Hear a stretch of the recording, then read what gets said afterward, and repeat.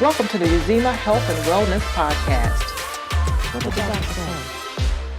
Let me ask you this. What is the role of the time that I trained, the role of transfusions and hydroxyurea? What's the update on this? So transfusions and hydroxyurea have been the mainstay of therapy. Okay.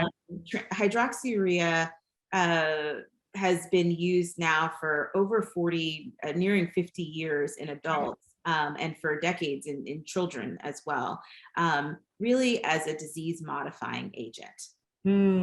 So I mentioned that part of sickle cell disease is that the red blood cells take on an abnormal shape in certain conditions in the body. Hydroxyurea prevents that shape change from happening. Okay.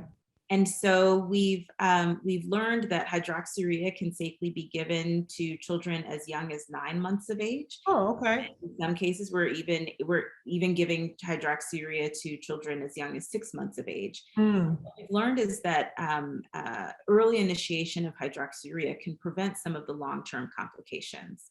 It can also prevent short-term complications. Children who are on hydroxyurea are less likely to have frequent pain crises.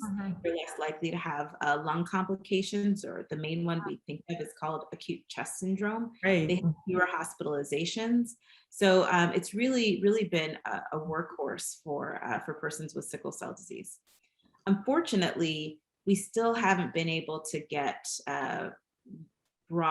universal broad adoption of hydroxyurea. Oh, really?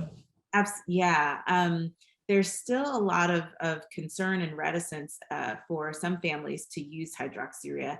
And I think I would encourage, families to just really engage with their provider, engage with their hematologist about why and how it works. There's a lot of misinformation that persists about hydroxyurea that we really have to work to overcome still.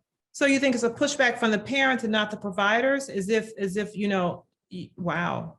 There's certainly pushback from some parents. There's certainly pushback, reluctance from some providers. So hydroxyurea first emerged as a medication to treat some types of cancer. Yeah. Okay. And so there are a lot of general practitioners, whether they be pediatricians or adult medicine providers, who are just uncomfortable using a cancer therapy. Cancer drug. They hear cancer. I got you. People hear cancer, and that creates nervousness both on the provider side and on the parent side. I understand. I say, have a conversation about it, and learn about it. And then also, we need to create spaces. We have created spaces. The internet has created spaces where you can hear from other patients about how it's helped them and whatnot. But as a pediatric hematologist, I'm a pediatric hematologist oncologist, so I feel very comfortable providing it. There's certainly many places in the country where patients don't have access to a pediatric hematologist oncologist, and so don't have access to a provider who feels comfortable using hydroxyurea as we do. Hi, Uzima family. If you like what you're seeing and what you're hearing, subscribe to our channel.